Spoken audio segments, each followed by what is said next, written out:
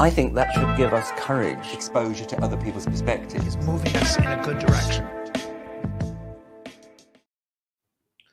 Jake Klein, let me ask you a question. How has racism been redefined? It's your new book. Thank you. Very happy to be here, Peter. Let me answer that question. So I started researching this subject a couple of years ago. Well, actually, I guess probably about 6 years ago now, shortly after you guys did the academic grievance study hoax, which was a huge inspiration on me. And around that time, I saw this definition of racism that was going around: power plus prejudice. And this had conflicted with what I'd understood racism to be my entire life, which was, prejudice or discrimination against anyone by race or racial supremacy, things like that. And this definition was being used in a way to say, oh, you can't be racist against white people or kind of any privileged group, whatever it may be.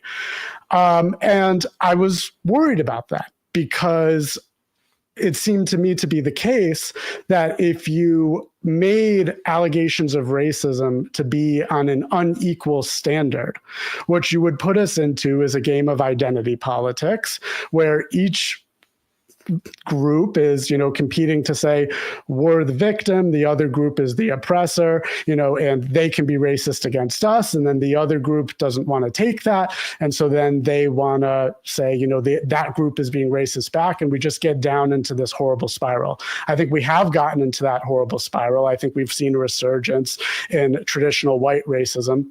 I credit that in large part to this definition of racism, power plus prejudice, as well as, just a lot of the associated identity politics that has gone along with that. So I wanted to look into where this came from, and I dug up a lot of things that I thought were just absolutely crazy, including the fact that this definition was created by a group of radical white high school teachers who just kind of went with it. And then all of a sudden, this is the definition that's gotten picked up by academia, by the media, by all sorts of, sorry, what? Dictionaries. Reed, see if you can pull that dictionary. Dictionaries? I looked a couple of years ago, I saw that, and that just seems to me to be, I don't know, just like so much stuff demonstrably idiotic. I mean, if that were the case, then white farmers in Zimbabwe could use the N-word against Mugabe or whoever was in their black tyrants. I mean, and there'd be no way for anybody to say that they're being racist. I mean, the whole thing is just the whole thing is just fiction.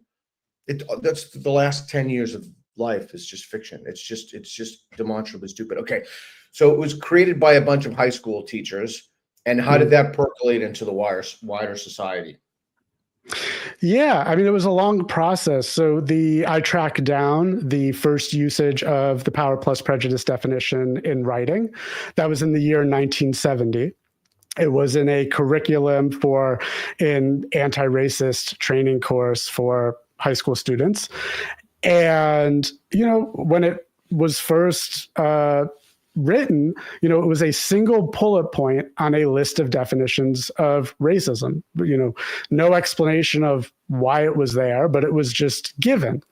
And of course, I looked into why it was there and how she came up with that. But then you've seen a long, long spread since the year 1970 to today. And it's been very, very slow and gradual, of course, with a major jump in 2020 with, the aftermath of the killing of George Floyd and the Black Lives Matter movement and all of that. Her house is burned down. Sorry to interrupt, that BLM woman, she had all these mansions. Her mansions just burned down. Anyways, keep going. Sorry about that. I'm sorry to hear that for anyone, honestly, although I know that was kind of by the ill-gotten gains. I wish people could have gotten their money back for their mansion instead of it, a tragedy what's happening out there. But yeah, so anyway, so how did it get, to this sort of mainstream definition used all sorts of places from a single bullet point in 1970? And there's a lot of steps on that journey. But, what I would say is most important to understand is the tactics that they use to get people to take it seriously. And so all the people that were associated with creating this definition and spreading it in the early days were affiliated with an organization called the NTL Institute, or the National Training Laboratories.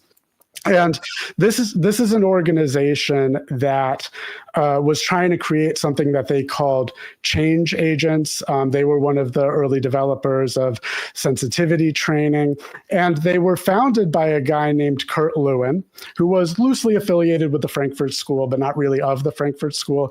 You're familiar with that. I assume your listeners are familiar with that. But so he was, during World War II, working at the Office of Strategic Services as the director of psychological warfare for the Far East. So this is a guy that's kind of familiar with psychological manipulation techniques.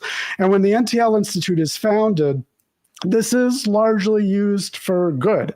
It's used to help, with heal interracial conflict at a very racist time in American history.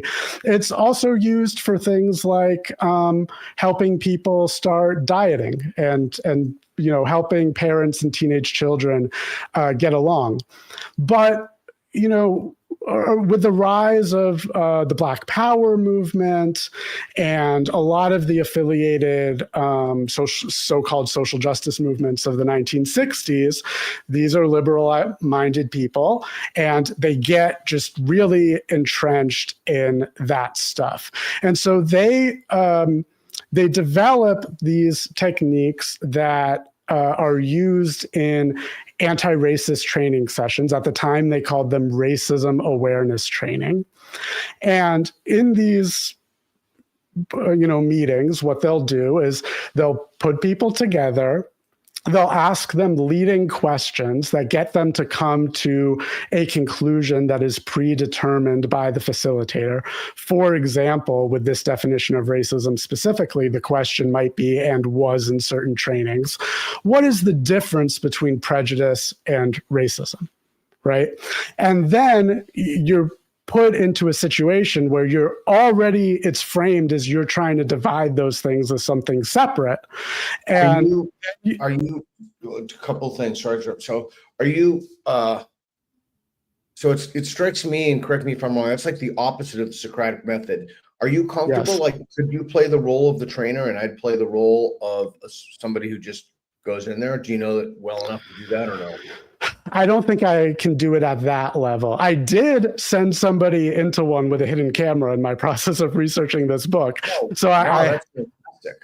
I have watched some, but I don't think I'm at the level to be able to replicate it. Also, frankly, they changed over history.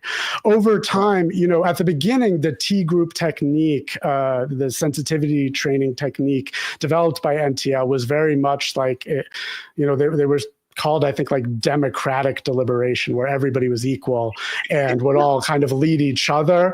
And then over time, and it was criticized at the time for being very similar to communist struggle sessions. There were people complaining about these in congressional testimony about, and they had victims.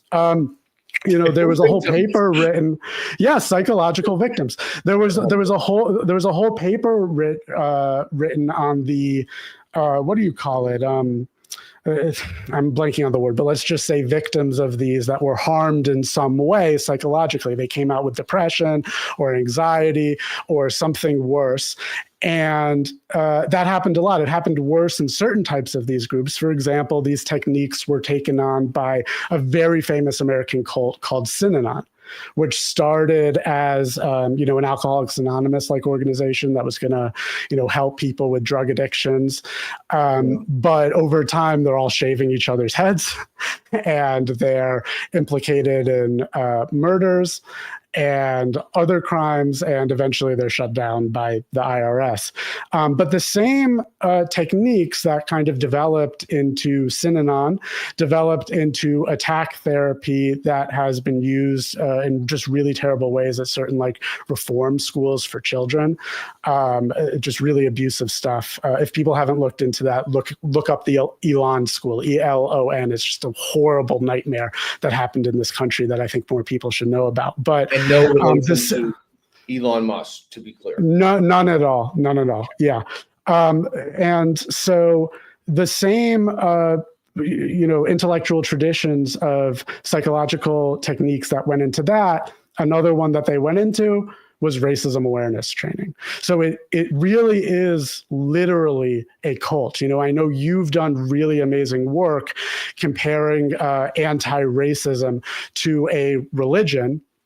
I think you did. I remember you did a chart with like Schellenberger showing all the similarities. You're right. I mean, you're completely right. And I trace the history into showing, that it's just the same techniques that were used in literal cults. Wow, that's fascinating. When you said you sent someone in with a hidden camera, are you going to release those transcripts? Because I would love to read the. Oh, and from my book, by the way, I researched pretty extensively cults, cult exiting strategies. But there's thanks for putting that up, Reed. There's one of the things, Schoenberg and I made 2 taxonomies. That's one. And Lindsay and I wrote about privilege is the original sin in 2014. And I've talked about it. Then McWhorter wrote about it. Other people wrote about it. Yeah. I kind of want to segue into that, but I do want to finish up the racism. So what do you think the 2 or 3 most important things you've learned about this have been? Yeah, so a couple things. So I think one of the big things I learned was about how these ideas enter institutions, like we really saw after the Black Lives Matter movement. I mean, we've seen, I think now in the last couple of months, that start to tone down like a ton. But right. This idea that you would have these crazy radical Marxist ideas, and you would have some of the most major capitalist enterprises supporting these things. Yeah. So how did that happen? So one of the vectors of spread for these racism awareness trainings were in corporations from the very beginning. And that was in reaction to these riots that took place in Detroit in the summer of 1967. You had all the industry in Detroit at that time saying, we need to heal our city, wanting to do this wonderful thing, and going in a really bad direction with it. So what did they do? They went to, okay, who can we bring in to help us with this? Who are the people around that say they're anti-racist? And it was these radical white educators that, had come. I should just explain that really quickly because that's an aside, but it's an important one. Why were they all white? So they came out of the Black Power movement. But Stokely Carmichael in the late 1960s, under his leadership of the Student Nonviolent Coordinating Committee, a misnomer in terms of nonviolence under his leadership, but it very much was that way before under John Lewis and his previous incarnation. He kicked out all the white people from SNCC and said, you guys, the race problem is in your community. So you shouldn't be working with us. We need to be separate. Carmichael was a Black nationalist. And so, you go back into the white community and teach my ideas. And so that's how you end up with all these white educators that are teaching these very radical ideas. And but they developed it themselves. So that's why they came up with the power plus prejudice definition themselves. They came up, and this is the name of the cult, basically. Back then, this word isn't used anymore, but you still see it with Robin DiAngelo. New white consciousness. That's the name of the movement developed by this guy, Robert Terry, who wrote this book, For Whites Only, which is where a lot of these ideas come from. He didn't come up with the definition. That's a woman named Patricia Vidal. But the whole kind of framework, this book is really, if you read DiAngelo's White Fragility, it's almost exactly this, except this did it in the year 1970. So she's totally ripping it off. Anyway, so they get contracted by all these corporations, General Motors, all the auto companies, but other things in Detroit, to come in and teach these ideas in the name of anti-racism. And they write about the group doing this, that providing the trainings, was called the Detroit Industrial Mission. And they wrote about, what they were thinking when they were putting these together. And they had something called an insider-outsider strategy, where they would get people inside the corporation to be sympathetic to their really radical view. They wanted, a total revolution in society. And then outside, there would be agitators, the rioters, the protesters, stuff like that. And the outside agitators would put pressure on the already compromised people inside to make the changes that they wanted to see. So that was clearly a very effective strategy in the wake of the Black Lives Matter movement in 2020. So I think that's really one of the major ideas behind how this spread. I mean, I can talk about so many other things that I learned that were important from this too. Another one is just the fact that, the majority of Black people really didn't agree with any of this. I mean, you have some of these white anti-racists. You have these white anti-racists taking these views that are supported by, according to polling at the time, less than 15% of the Black community. I'm ballparking with that number because I would have to look exactly on the page, but it's somewhere in my book. It's very, very low, around less than 15%. And, you had this group of educators that were doing this work on how can we fight racism within institutions? And they look at all the mainstream literature, which is agreed with by the majority of Black people. And after they do this study of what should we teach, they're like, nah, we're going to throw all that out. Actually, we're just going to do our thing, our radical thing that we came up with ourselves. And, they do all this under the name of the Black community. And it's just a total lie. It's just a total fraud. And that was very clear at the time. But people just believe them. And, they can take kind of stolen valor and work off of that. And then, another one is just how much you can do politically in activism by conquering words. To be able to take the word racism like that and to be able to call yourself an anti-racist when the sort of things that they were doing were by every traditional usage of the word racist. They were discriminating and enacting prejudice based on race. And that word, just calling themselves anti-racist, got them so far. And, we've seen that, in the current era, but it worked, now, really thanks to you. And hopefully my book is also a contribution to this. But people have really been inoculated in a major way against this tactic from where they were a couple of years ago.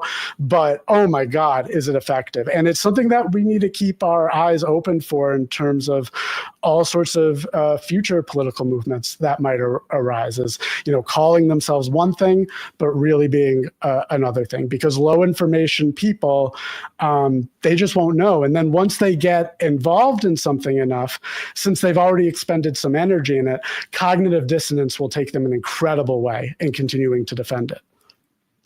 Yeah, it's interesting. I've argued from day one, it's one of the reasons this derangement syndrome spread was because they redefined words.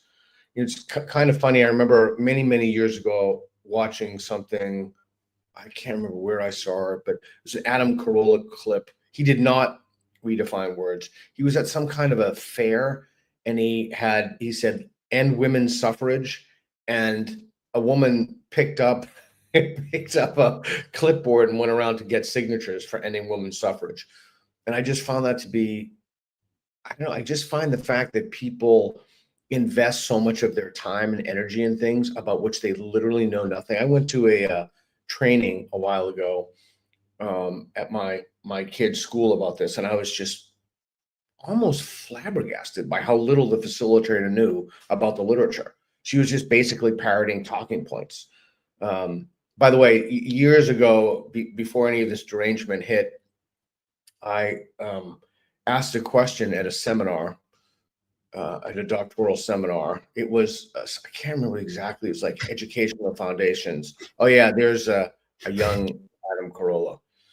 Oh yeah, there it is. Help I stop remember women. that show. Yeah, that's what it is. Well, good job, Reed. Way to go. Yeah. And so stop women's suffrage.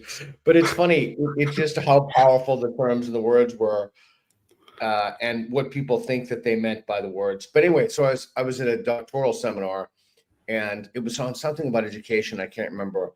And a guest lecturer came in who was a professor in the department, and she was talking about racism in the South. And I raised my hand at the end after I listened to this, and I said, I think this was really interesting, but I'm not really sure what this has to do with. I mean, this isn't, I don't get, like, it's an education class, but I watched my tone. I did very nicely. And I was pulled aside. Well, first of all, in the class, I was told that I need to go to a sensitivity training. And then the professor pulled me over and told me how disappointed in me she was, and that racism is something that affects us all. And my initial response is, well, I mean, you could make the argument that global climate change affects us all too. So why have an education? I mean, the whole thing is so crazy. It's like, it defies reason. Okay, so you've been researching this, you've learned about it, and your book is like 100,000 words, isn't it? It's pretty thick. Pretty big. It's a little shorter than that. I think I hope that it is an easy, fun read, but it's very historically like documented. I think it's got over 600 citations. Like, there's passages where like I cite every sentence. So I try to be very information dense within the words that I have, because I really want this to be like a historical document that, this isn't like, I think, a lot of the other books that have been written on this topic, where it's, people talking about like the general intellectual currents behind this, or analyzing like the problems with it. Of course I do both of those things, but what this really is a very strictly followed like chain of connection between, there was this person who did this, and then this person who did that based on it, then they created this definition, then this person picked up the definition, spread it, and it's really meant to take that exact lineage that gets you basically to Robin DiAngelo specifically. So here's my question to you. So you used a term before that said low information. Low information people, we can kind of understand how they fell for this stuff. It's more complicated than that. But why did high information people fall for something that's just, it's so idiotic? And how come certain people just haven't fallen for it? Okay, those are two different questions, and I think my degree of confidence in answering both of them varies. So in terms of why people fell for it, I think it's what I said before, that cognitive dissonance is an extremely powerful force. I wrote an essay at my Substack, The Black Sheep, called What Brings You Meaning in Life is Bad and You Should Feel Bad. And it's all about cognitive dissonance and how like you kind of really need to have your entire worldview destroyed to get past it. Because if you've built up a worldview enough, cognitive dissonance will just, no matter how much it gets attacked or people criticize. Yeah, that's it. You're really fast. Good job. Yeah, really good. In bed. That's what his girls say about him in bed. Ah!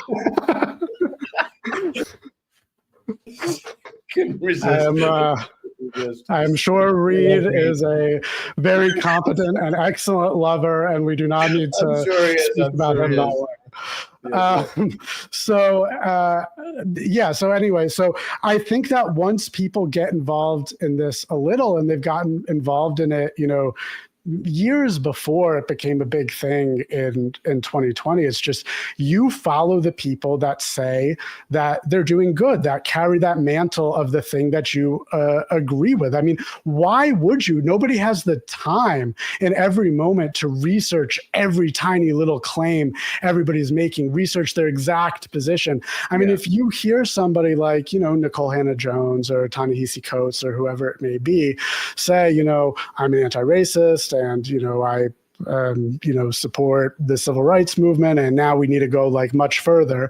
Well, they just carry, exactly. They just carry that on. And so That's just really, again, my answer is I think it's cognitive dissonance of if you attach to that at any point, you're just going to keep carrying it forward. And that's a really dangerous thing. That's low information people. Let me throw something out to you that I've been thinking wait, I just want to clarify, because I think that's your question was high information people. And I actually think that's high information people too. So that's what I was trying to answer is the high information people were once low information people. Right.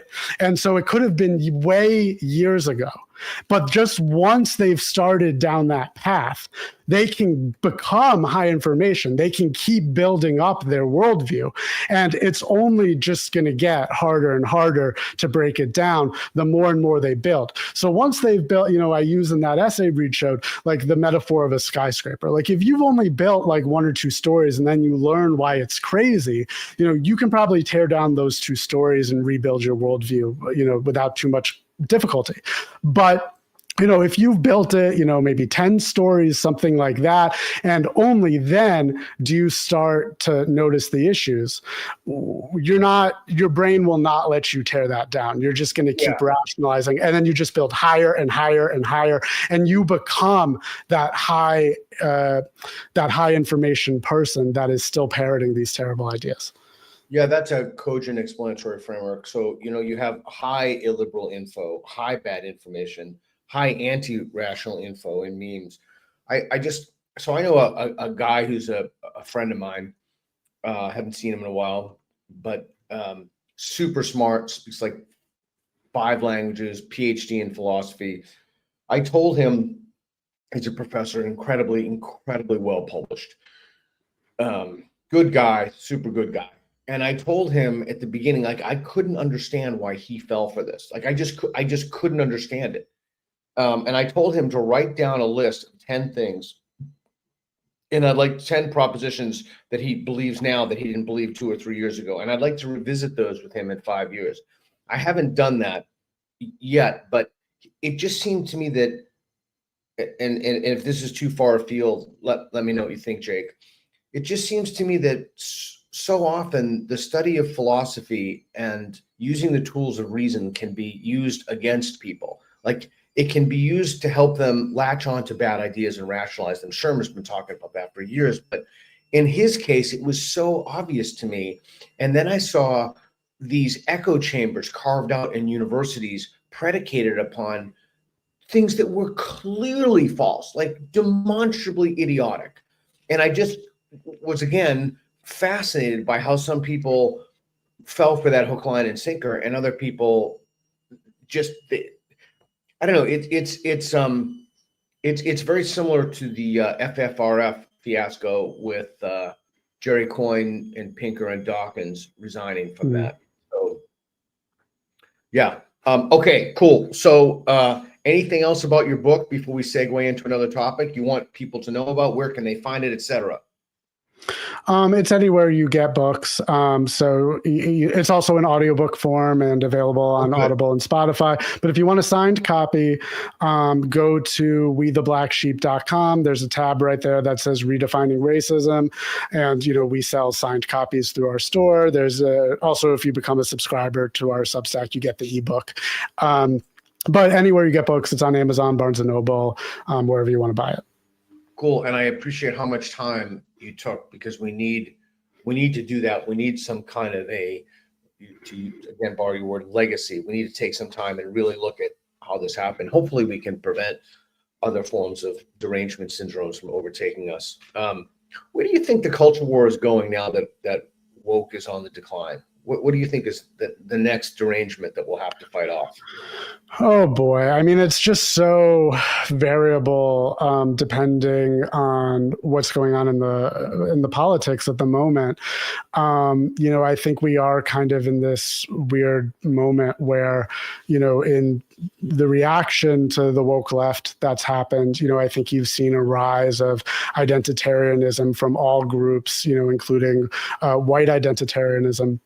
So, I think that is scary and something I'm concerned about, something I predicted in this book and many other people have predicted. So that's a bummer to kind of see that starting to come true. But hopefully, our society's inoculation system will kick in before that gets too bad. I've seen some efforts to deal with it that I don't think have been very effective. I'm very against this woke right phrase that I know James Lindsay and some others have been using, but I don't think we should get into that too much here.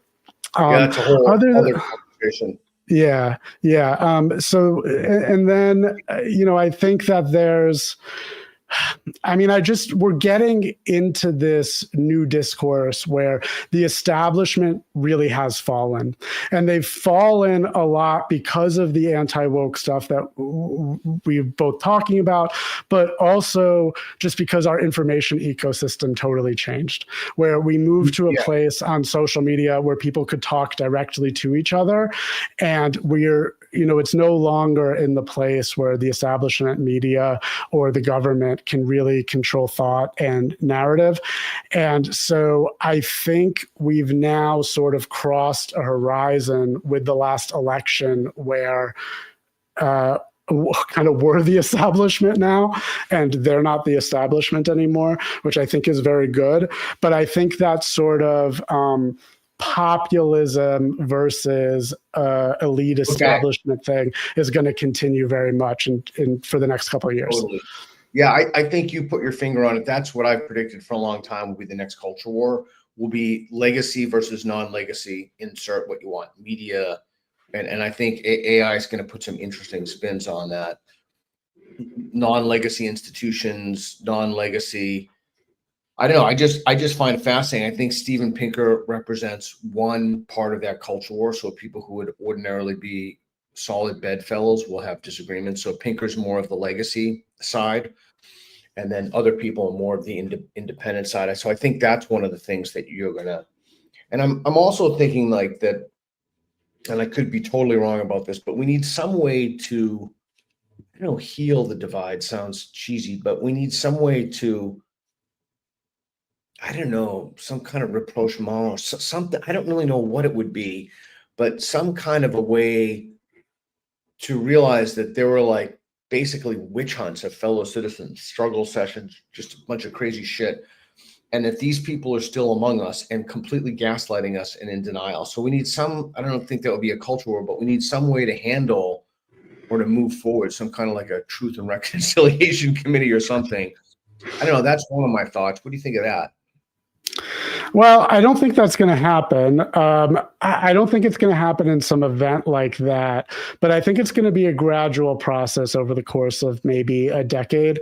I think we're in a position where, because the establishment knows that they're not trusted by the majority of Americans anymore, we know that they know that we know that they know. Like, there's just kind of complete 360 transparency around this now, and you can't maintain any facade about them being the establishment or mainstream anymore. They're just going to have to start appealing to our information spheres a lot more than they used to. And then we're going to kind of see this remerging of the discourse. Like, of course, there's always going to be, particularly, online, information bubbles and silos and stuff like that. And that will continue to cause problems. But I think they're going to be much smaller and all have kind of more frequent contact with each other, rather than this kind of like one mainstream media bubble that's just massive and represents like half or more than half of America, and then the rest of all these like tiny little silos. So once, they just kind of know that they have to start engaging, they're going to reflect what's going on in our spaces a little bit more accurately, because otherwise they'll keep losing elections and keep losing audience and all that sort of stuff. All they really need to do is show that they can govern a city, which they've been. Not only have they shown that they cannot govern the city, but radical incompetence. That would be my advice to Democrats: just show you can govern a city. Yeah. That's definitely part of it. I do think a lot of it is just information ecosystem, though. And again, as we see this remerging, I think it'll just be a gradual people will start to inhabit the same information spheres, and they'll kind of over time forget that they ever had opinions that were so wildly different on COVID or anti-racism or any of the things. It really is amazing. A thousand repetitions equals the truth. I mean, I just cannot even believe how many people fell for diversity as our strength. I remember I had questioned that a few times early on, like, well, why is it our strength? Like, what's the reason it's our strength? And I got reported to the diversity office for questioning, for just asking why it is our strength. The very kind of mantra that people have been citing over and over. Okay, reciting. Okay, so what else have you been thinking about beside racism, which probably takes up a ton of your time? I wanted to ask you, and we talked a little bit about this in the pre-show, but I wanted to talk to you about your DMT experience, because I listened to your episode with Andrew Gallimore, was it? Yeah, he's great. Okay, yeah, and so you were describing that, and that's not a substance that I've used, but I'm very fascinated. I've listened to so many people's accounts of it, and we're both affiliated with the group Atheists for Liberty. You're on the advisory board. I'm the Virginia State chapter leader, and I've just seen so many people challenging their atheism through that drug. And, for me, my atheism has always been very driven by evidence. What can I see with my sensations? What can I derive from my sensations? And I can't derive, the existence of, angels or God or heaven or anything through that. And so I discredit all these religious claims where they they claim to have access to this information that, they're just trusting a book, and I don't trust the person who wrote that book. But when you have hundreds of thousands, maybe millions of people kind of reporting when they take DMT that they have this sense that it's realer than real, that they've been to this place before and that they will come to this place again, and that they've interacting with entities that are showing them the cycle of life and death. I don't know what to do with that information. Like, I'm not going to hear that and just become a believer. I'm going to become, an agnostic, but that is something that I think needs reckoning with. And I just kind of want to ask your thoughts about all of that. Yeah, so there's regular DMT and 5-MeO DMT. But before I continue this, I will say I do not recommend that anybody do anything illegal. So I will repeat that. If it's illegal, do not do it. And do not do anything if you're a minor. Okay, so there are so many accounts of people who are, in fact, Reed and I interviewed a guy, Tom Hatsis. He was on the show, and he was an atheist. He became a believer after he took 5-MeO DMT. 5-MeO DMT is the stuff that comes from a toad, and it's they call it the God particle. And I've spoken with many people who are atheists and taken 5-MeO DMT, and then they became believers. But I have not spoken to a single person who was a believer, took 5-MeO DMT, and became an atheist. And I just think that that's really interesting. I do think Andrew Gallimore was telling me, oh, there's the toad. There it is. Andrew Gallimore, and I read his book. I think it's called Alien Switch Technologies. Can you pull that up? It's a fascinating book. Was telling me that because of the taboos around this, it hasn't been researched effectively or anywhere near effectively. The research is still in its infancy. So I don't think any claim that people could make, I would be that reality switch technologies. There it is. It's a fascinating book. Any claim that people would make, I would suggest that it's probably under evidence because we just don't have the data and the research yet. And we have the testimonies. We have countless testimonies you can see on YouTube, et cetera, but we just don't have the information to make reasoned conclusions yet. So you're the author of, one of your major books is called A Manual for Creating Atheists. Yep. Would you say that, you're an agnostic now? Like, how have your views developed thanks to your experience? I'm a complete atheist. Yeah. I mean, I don't think, and I, just to be clear about that, I find it repeatedly in people just being the world that it is, mischaracterize or misquote the definition. I define an atheist as, I don't think there's sufficient evidence to believe in God, but if I were given that evidence, I would believe. Mm-hmm. I mean, I don't think there's sufficient evidence to believe in unicorns, but if I were given that evidence, I'd believe. So what would you say then that, your experience with this substance, what did it give you evidence of? Well, there are two schools of thought on this. So just, I've only done, well, actually I've done a fair amount of reading on this because I find it so fascinating. One school of thought is that the experiences give you access to a different ontology. And so it's a different plane, if you will. So, can a sufficient amount of subjective evidence justify the evidence of the existence of aliens or the existence of God or the existence of DMT entities? So one is that it has ontological status, and the other one is that it's in your own head. My strong tendency is to believe that it's in your own head. I'm open to that's the problem with creating taboos around research. It doesn't matter what it is. You don't have access. Race and IQ is the big one right now, but you don't have access to enough data so that you can make better decisions. So again, I'm just telling you, like, the camps. One is ontological and the other is it's in your own head. And it's true, it's realer than real. And it's something that in retrospect, both immediate and kind of longitudinal, if you will, retrospect, I don't think my mind, I find it amazing that my mind came up with what it came up with. I would never have occurred to me to think those thoughts. So I don't mean this as a cop-out, but we just need to do more research. The taboos have to be broken down. We have to research these chemicals because they're fascinating. I hope the Overton window moves on that, by the way. The Overton window has moved on, pot, which I think is a truly terrible drug. But I hope the Overton window moves on psychedelics so we can start researching these things. Yeah, I felt that same way for, a very long time. I've had just extremely helpful LSD experiences and mescaline and psilocybin. But it just sounds like DMT is like, I'm not seeing another reality, right? On those substances. So this is super important. So here's the question. When I was, in the atheist movement, people would say like angels spoke to them or what have you. I would always say to them, okay, don't tell me that, someone re-put up a thing. Don't tell me that the angels tell you to give a message of love or the aliens or whatever. Bring back something specific. Like my mom died of bladder cancer. So that's my favorite example. What's the cure for bladder cancer? How do you make a better chip?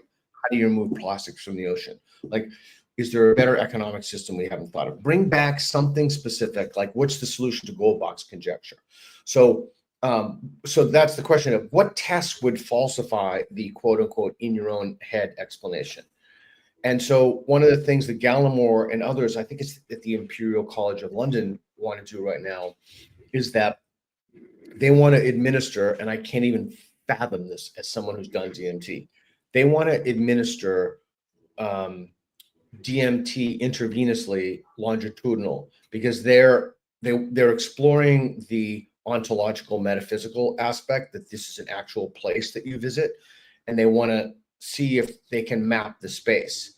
And so within them doing that, if they came back with something, again, like any of the things I suggested, like if my math skills were horrific, but if I went in there and then I came back with the solution to some ancient mathematical problem that people have been working on, okay, that's something. Okay, that means it's not in my own head. Like that's absolutely not in my own head. So that's what would change. But until then, I think the default should be this is just in your own head. Mm-hmm.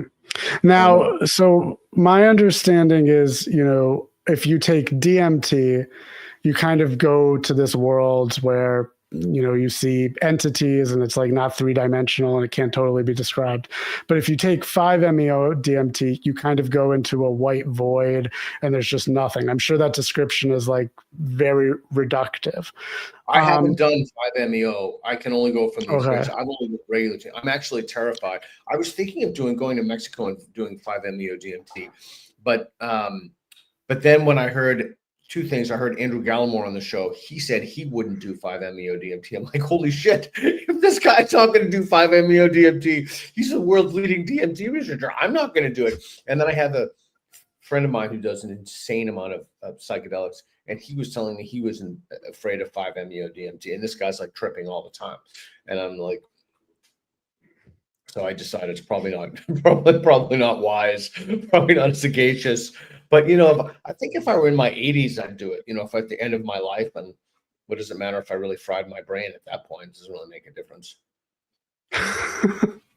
What do you think is the future of like atheism and religion, just kind of generally? Because it seems like I've noticed all these people in our space, some mutual friends of ours, I'm not going to name names, that were atheists and have since converted to Christianity or something else. And it doesn't seem to me that like that trend is overcoming like the increase in non-religiousness, but there is some movement in that direction too.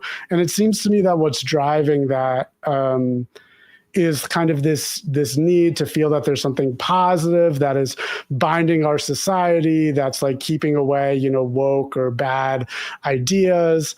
And that, religion is what we've always had in history. And so that's worked really well. And it's because of the decline in religion that they think all these bad ideas are coming up. And I've written a couple essays on how, I think really the religious people should be taking some more blame for that, because in the scientific era, it's not arbitrary that there's a decline in religion. It's not that we just all decided it was bad just cause. It's because we didn't believe their claims of fact anymore. And so how are you going to rebuild something where just, our trust in that as a society is totally destroyed? Stop. There's just so much you threw out there that I'm having a hard time keeping it all in my head right now. So first, Dawkins came up with this myth of the God-shaped hole. Reed, could you pull that up if you know? Oh wow, Reed's already got it.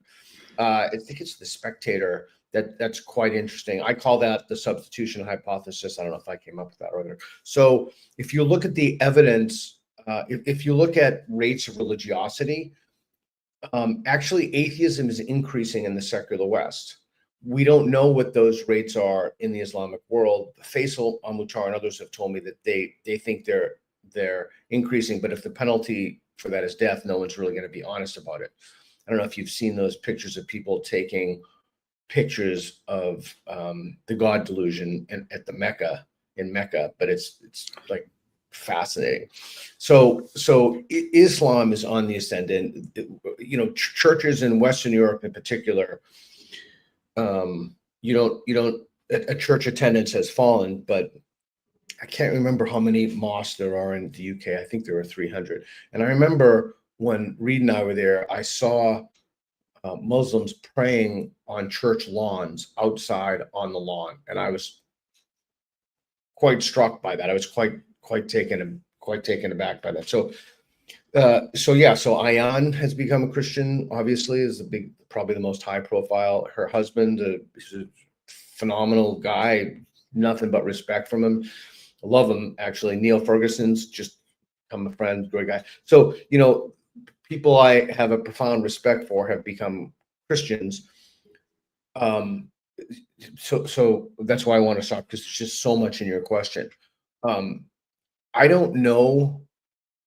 So here's what I do know. I do know that in the last maybe 10 years since the beginning of the first culture war, metaphysics has become less important, and I do know that I predicted long ago that in as an apologetics tool, to defend the faith and convert people, that personal testimony would play much less of a role because of the role that lived experience played in the last culture war. And so I don't think that Reed, pull up that guy. Tactics is the name of the book. The most famous Christian, one of the most famous Christian apologists, talks about tactics for converting people. I think that we'll see a. I think, and of course, I could be wrong about this. The future is, of course, inherently hard to predict, but I think you'll see MAGA aligning with Muslims in many senses, given their conservative beliefs about certain issues. I think that that's an untapped potential. I think that you'll see increased religious tensions between Hindus and Muslims. I think that you'll see a fractured religious landscape. And not to get into the Middle East, which is a whole can of worms in and of itself, but I think that you'll find, yeah, there's the book. Yeah, that's one of the most famous. I read that for my first book. I read a bunch of his stuff. It's a fascinating book if you haven't read it. I don't know. So you said a lot of stuff, but I'm sure I didn't address it all, and I'm sorry. I guess that was all really interesting, and I need to check out that book. I guess sort of the overall question that I was trying to get to is, it seems to me that sort of this criticism that the decline in religion has left people fractured in terms of their values because we don't have a shared value structure sort of oriented by this like ultimate good concept of God that's orienting our society, at least here in the West, where we are having these rising rates of atheism together. And I also don't think, maybe we'll have some new concept of it based on DMT or whatever, but I don't think the God concept from the classical religions is salvageable just because of what we know scientifically now and how it's in conflict with the claims of those religions. Do you think that there's any path to sort of some uniting like philosophy that could take shape in the West that could sort of replace this function of religion that I think is causing a lot of our, colleagues to convert to Christianity or whatever it may be? Yeah, that's a really good question. I mean to be prosaic in this. Michael Schellenberger, I did something with Shermer and Schellenberger, and he said there are so few atheists. He's a Christian now. There are so few atheists, and I happen to know all of them. And Shermer and I got a big kick out of that. And you also see the death of, Sarah Hayter had a great piece, something I've been talking about for years and years, that just came out. I retweeted it about the whole FFRF debacle and organized religion. And then you have anti-woke atheists, but this whole cultural moment that we're in is passing right now. I don't think that, look, this is again very complicated, but when a belief is under evidenced, you have to have some structure in place to prevent the belief from being dislodged. It's kind of like a mimetic. You can look at it mimetically. So you have blasphemy laws, you have political correctness, because they're just unevidenced. I mean, there are no blasphemy laws or political correctness around electricity or electromagnetism or gravity, because you don't need them because you have sufficient evidence. So why would you have that? So I see these beliefs as largely impervious to evidence. And the word community, you had mentioned it before in the first part of our talk, is a word that it just rubs me the wrong way. Everybody uses it for everything. This community. They're not communities. They're just people who do stuff as a general rule. I see these beliefs as being impervious to evidence, and they're couple. I remember, I can't remember who it was. I tweeted out when I think it was Michael Knowles said that our tent is big at the Republican convention or some Republican convention, but you have to believe in God, and you can't. Atheists for Liberty, you mentioned them, and Thomas Sheedy. Atheists for Liberty it's more of a liberty organization by far than it's an atheist organization. But I don't. I texted, I tweeted. I might have texted Charlie too. I can't remember, but I said, well, I'm more than happy to give that rebuttal. Just because there's Atheists for Liberty. I'm on the board. Are you on the board of Atheists for Liberty? I said I'm the Virginia chapter leader. So anybody in Virginia is. Okay. Yeah, they're doing some great stuff. I think I was just talking to Jerry Coyne the other day. I think he's going to go on it. I think Pinker might go on it. I don't know. Dawkins might be, but he has the Center for Inquiry. But I see these as largely impervious. These claims as impervious to evidence, so it doesn't matter. It's like, sorry to use a crude, if not vulgar example, but the Earth is X thousands of years old. Well, how do you explain carbon dating? Or carbon dating only goes back so far. Okay, so then it has a degrading error rate. Well, then you say, okay, at some point they'll just say, well, God put the bones there to test our faith. I mean, there's, like you can do that with anything. So I do see these as impervious to evidence. The question is, it's kind of drawing a blank on who wrote about this in the history of Western thought, but not Strauss. I can't remember. Hannah Arendt. I can't remember. But the idea of, are we better off? I mean, it's in Plato's Republic for the Myth of the Metals. Are we better off just telling people something is true, or letting them believe something is true, even if it's not true, if it has a kind of salubrious effect on the society? I mean, I'm a big fan of truth myself, but I think that those differences now are less pronounced. I think that the differences between Christian believers and atheists are far less pronounced. Yes, that's a very relevant image. That's a great theme. Yeah. I mean, I don't know. It will be interesting to see as the large number of people who wished very recently to rip down the entire society and did a pretty good job of destroying our institutions. Actually, they did an extraordinarily good job of it. It will be interesting to see if those old rifts between the religious and atheists rise again. I don't think they will. I mean, some of my best friends now, some of my closest friends are religious. Like, Rod Dreher is a very good friend of mine. I would say he's certainly not my best friend, but I certainly consider him a friend. I have many Christian friends. And I just don't think that those distinctions are relevant at all. And part of it, I'm sure you've heard people say, one of the things that you see on the left is if there's a 5% disagreement with someone, you can't be friends with them. They're just Nazis. I just don't see that at all. My Christian friends have met my gay kids. My Christian friends I've had honest conversations about things with them about, a whole bunch of issues about which we have a pretty substantive disagreement, and that hasn't affected the friendship at all. I mean, in fact, it makes it interesting. So I don't know. I don't see those as relevant anymore, or certainly I don't see those as relevant. Maybe I'm wrong. Maybe that'll change. I mean, I definitely agree with you that it's first of all, I'm friends with religious people as well. I agree with everything that you said about that, and I think that's important to maintain those friendships, and to not let something like that get in the way. I agree that the general conflict between like atheism and religion has really dialed down over the last 20 years, and that's frankly because the atheists won all those fights. Like, we're not worried really about creationism in schools anymore, or many of the things that we were worried about back then.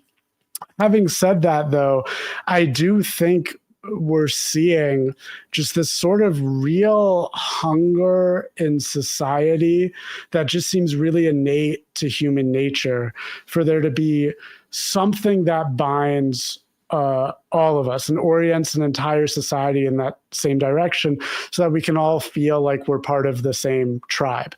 And that when we don't have that, we end up kind of fighting with each other. And, I'm a super hardcore libertarian. So, I really don't, the traditional ways that's been done in history is by like killing the apostates to create this shared thing. And I just think that's horrible and absolutely not worth it. But at the same time, I do think we seem to be having this tension in liberal societies that we're having problems with people not being bound enough. And I think there might be a couple ways to solve that. Maybe we shouldn't all be sharing a society. You had Walter Block on a couple episodes. You disagreed with him great. A lot. Yeah, I really do think he's great, but I don't think he was the best person to explain anarcho-capitalism to you. But I really believe, like ANCAPs do, about we should be looking in small societies. We should be kind of like, is it good that we're cramming 400 million people into the United States and expecting us to all have like a super shared identity? Maybe we should be smaller polities. I mean, even in this nation's like kind of founding ideal, the states were supposed to have much more power. The cities were supposed to have much more power. And that certainly under the Articles government, that top level of the nation wasn't really supposed to be where you were identifying and finding your people. We were supposed to be a collection of communities. And so that might be one way to deal with it, is maybe there's just too much people in the same pod nowadays. But another would be, there is certainly power in having really large communities. You can accomplish a lot more. And can there be kind of something in this post-death of God era where, there's still going to be lots of Christians and Jews and Muslims and Hindus and all sorts of other faiths, but they're not, is there something that can kind of orient all of us to feel like part of the same tribe in a really, really strong way, so that we can all work together towards things in this post-death of God era, where it's just not going to be that our entire society is Christian because so many people are falling to non-belief. Yeah, I wonder if, Reed, pull up a picture of me and Rod. I wonder... there's me and Rod, but there are a few other persons. He's just such a good dude, and he's been incredibly supportive. And we have very, very different ideas about, certainly about metaphysics, but about some other political issues. But I don't know. I wonder if the increase in the number of Islamic immigrants in an odd kind of way isn't going to bring people in Western Europe closer together. I wonder if you'll see what kind of, because I've been thinking about things increasingly mimetically and as a kind of survival. I wonder if the society won't cling to some, shared common purpose, commonality or something, maybe refining religion. These things are incredibly difficult to predict. Mm-hmm. Are you hopeful? Do you think something's changed in the country? I mean, I haven't been in the country for a long time in New Zealand now, but do you think something's changed in the country with the election of Trump? Yes, majorly, but not necessarily in the direction that I'm talking about here. I think there are certain, again, like we talked about earlier, now that the establishment has fallen, when we can start using the same information sources again, because they'll be forced to reckon with ours. That is really going to be very healing, but that's not going to solve the issue of, you mentioned earlier in the episode that, you questioned somebody like, why is diversity a strength? And they didn't have an answer. Just a simple question. Simple question. Yeah. And they should be able to answer that, because I think, I think that there is a value to diversity, not racial diversity, but in that you want to have like different diversity of ideas, perspectives, 100%. All kind of contributing so that, we can learn from each other. But the flip side is, I'm a big believer. This is another essay on the Black Sheep about why like the idea of the melting pot is, one of the best ideas ever, but I'm a big believer in the melting pot, right? So when we have this diversity of ideas and we're all learning from our different perspectives, we should be adopting the best ones, and we're all going to have different opinions on what those are, and we may not go in exactly the same direction, but we should be striving to always improve the way that we live based on, the perspectives that we're learning from, the diverse perspectives. At the same time, when you, but that's the problem. Mhm. Well, one person's view of what a good life is not another. One person's view of, Yeah. submission is not the same as the other. And it doesn't mean that everybody wants to live with dental pain, or it doesn't mean that people want to be sick, but they have very different conceptions of the good. Right. And that's why, I'm a big believer in freedom of association, and that, we should be forming societies with the people that agree with us, not necessarily in this 400 million people polity of the United States. That may just be too restrictive. But yeah, so when you have this multiculturalism, just diversity of people all in that same society, and you're not oriented towards the same thing, yeah, even if we're much better on the information side, and that's going to reemerge post-Trump victory. On the kind of deeply held values, deeply held beliefs side, I don't think that that's going to change that. I mean, that's a very continuing problem that it's one of the things that's really just obsessed me over the last 2 years is and I don't have answers yet, but just trying to think through, like, how can we solve that? How can we reintroduce, like, unifying, I don't want, religion is a faith system, but there's also just meaning-making systems, right? Kind of Totally. that serve that same social function where we all hold something as a positive good. It's a very very powerful positive good. So it can really attract people and bind people, and we can create social cohesion through our working towards that. And where we can't create social cohesion, we can just kind of do libertarianism and agree to disagree, and just kind of be like, all right, you go have your society where you can operate things your way. Just let us, do things our way, and don't force us to be part of that. It's quite interesting. I think one of the things the last 10 years have taught us is how easy it is to brainwash people. And we brainwash in truly corporations. I guess that's one of the things I learned. I'll bounce my question back on myself. Like, I always thought that capitalism's built-in corrective mechanism would prevent it from falling. It's because it's just the social, Friedman's the social responsibility of businesses to increase its profits. It really shook my trust in capitalism when I saw all these corporations and businesses fall to some exotic value. It was kind of crazy to me. And Can I push back on that? Of course. Yeah. So as I said, I'm a really, really committed libertarian. I'm a maximal capitalist. And I think when I hear something like that, I have a little bit of a different conception of what capitalism is supposed to be and supposed to do, in a way where I would not call that a failure of capitalism. What capitalism does, which is so amazing, is that it is the most efficient and productive mechanism for providing the people what they want. But capitalism is not a system, and never claimed to be a system, for telling people what values to hold.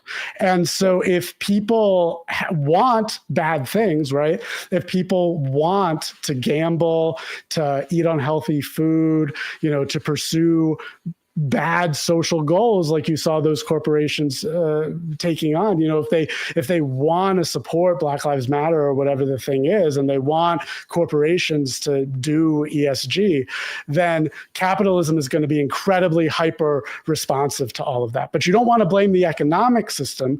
You want to blame the values that people are holding. You want to make them want better, because the only alternative is to use government force to force ideas down people's heads, or else ban, the production of certain goals or whatever.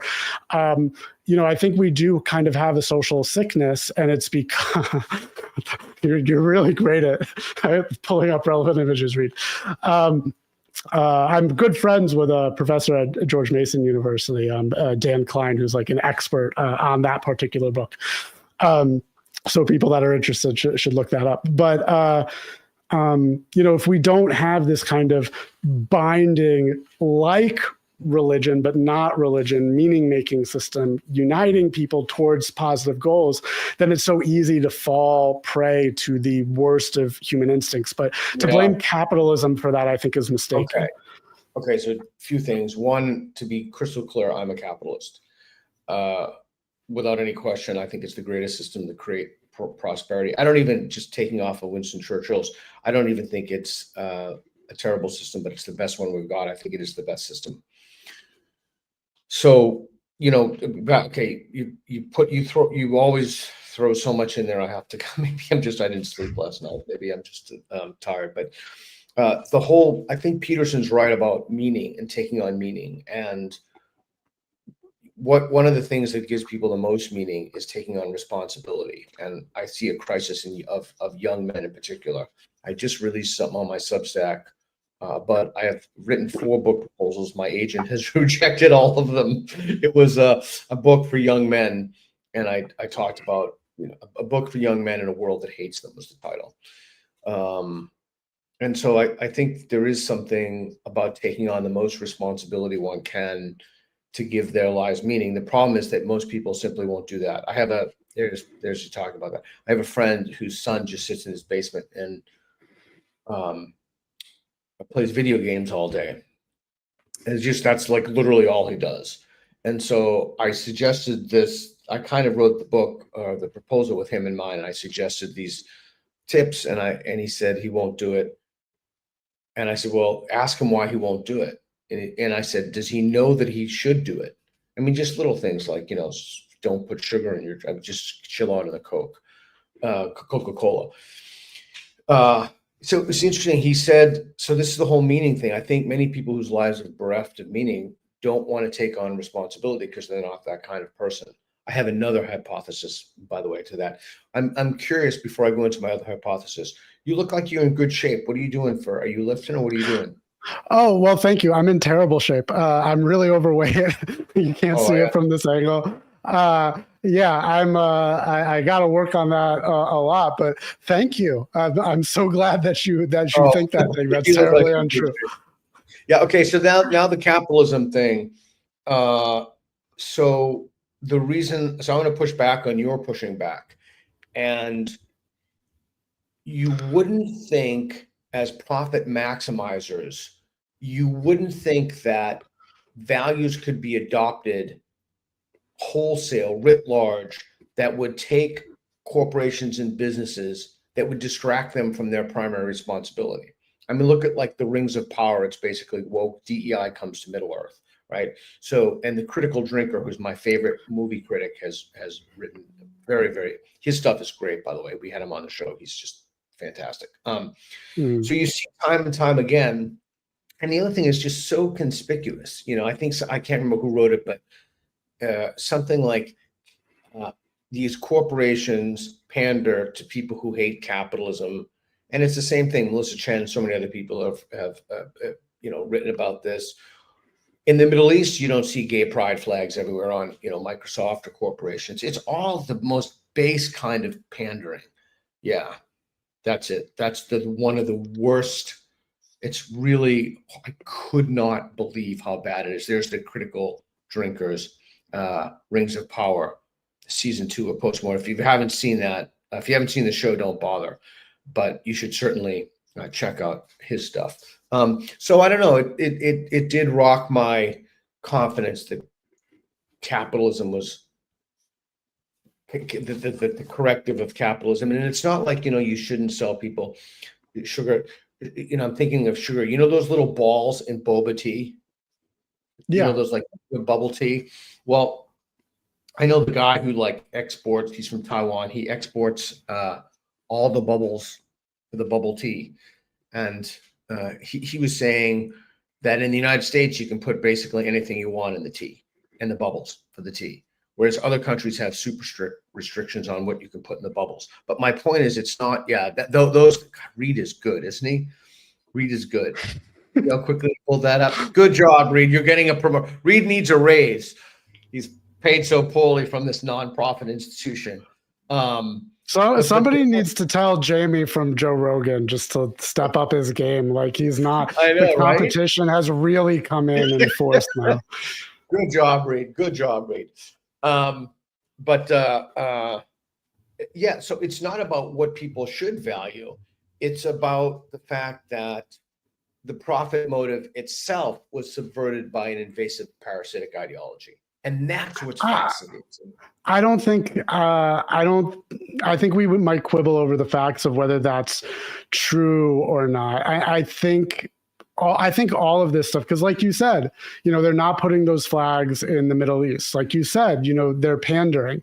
I think that in their heads, this was what their customers wanted. This was the way that society was moving. I mean, let's look at Bud Light as just such an obvious example. When they put out that Dylan Mulvaney can, right? They have some executive that says, oh, this is what the young people want. And, our audience is aging, and the younger audience, they're very social justice oriented. Like, look at the polling. So, you should do this. And then that will be helpful for Bud Light in the future. And then, of course, we saw the reality of that. And they backtracked, as completely as they were possibly capable of. So I think it's a lot of that. I think with the ESG, that's maybe where it gets a little bit more complicated. But in that case, what you'd have to say is, the ultimate job of the corporation, it's not actually profit per se in terms of the measure of pure financial profit. What it is shareholder value, and shareholder value is subjective. So it's partially, my headphones out, sorry. So it's partially and very largely held through the profit motive. That's going to be like the overwhelming majority of it, but it can also be their subjective value. So, which can be these, social values. So when you have that, you're going to see capitalism doing what capitalism does, which is, for corporations, provide people more of what they want. And in that case, it's the shareholder, more of what they want. And yeah, I think, again, it really comes down to like, can we change people's values? Because the system of capitalism, I think, is extraordinarily effective at giving people what they want. And that's something we tend to think of as a purely positive good. I think that from an economic system, it is. But having our society gotten into a place where people, including myself, by the way, like I said, I'm overweight, want really unhealthy things and societally unhelpful things, that's really, really dangerous. And like, how do we get people into a place where they can have more self-control to practice their own values and to actually act on wanting the things that psychologically they want, as well as just hold better values in general. Cool. Listen, we're almost at the end, but is there anything else that you wanted to talk about, or anything on your mind, or anything you want to just throw out before we I could talk to you for absolutely hours, Peter.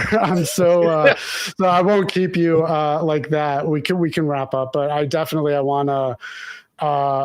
You've been a big supporter of me over the years since, I was working at FAIR and when we first met, and you blurbed the book Redefining Racism, which I'm so thankful for. So it's been too long since we've chatted. So I'm really glad to catch up. And, if you're ever in the Washington, D.C. area, I would absolutely love to see you. I know you travel with Reed to, film your street epistemology and stuff. So I hope you'll come to DC or the Maryland or Virginia area sometime, do something on a campus here.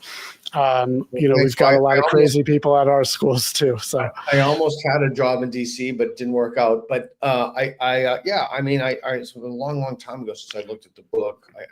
You sent me a pre-copy. And again, I was struck by how robust the research was, because it was really like, I mean, someone had to do it, and you did the homework on it. And yeah, I believe in you, and I like helping you, and it's been rewarding to watch your journey and see you land so squarely on your feet. So it's been great. Thank you, Peter. That's very kind. Yeah, it's very, very true. I actually really like helping people too, and I like seeing younger, smart people succeed. I can tell. I mean, I've been very lucky to meet a lot of people who know you in various capacities, and they all say that same thing about you. So that's a really good person to be, because I've met so many people. I've had an interesting career, I guess. And, I've had the luck to meet a lot of people whose work I've admired over time. And often when you actually meet that person, you're very let down, and you are absolutely, an exception to that very common happening. Thank you. That's very kind. Okay, Jake, where can people find you? The main thing is the Substack, wetheblacksheep.com. That's where I do my writing. Please go there. I'm also on Twitter at Joseph Jake Klein. Okay, great. And again, thank you so much. We appreciate you coming on the show, and keep your camera on, and we're going to talk. And thanks everybody for joining us. And of course, thanks to the one and only amazing Reed. Nice wonder. Thanks for watching. Be sure to subscribe and hit the notification bell. This falls under the umbrella of my nonprofit, National Progress Alliance. Your generous donations keep us going and help fuel content like this.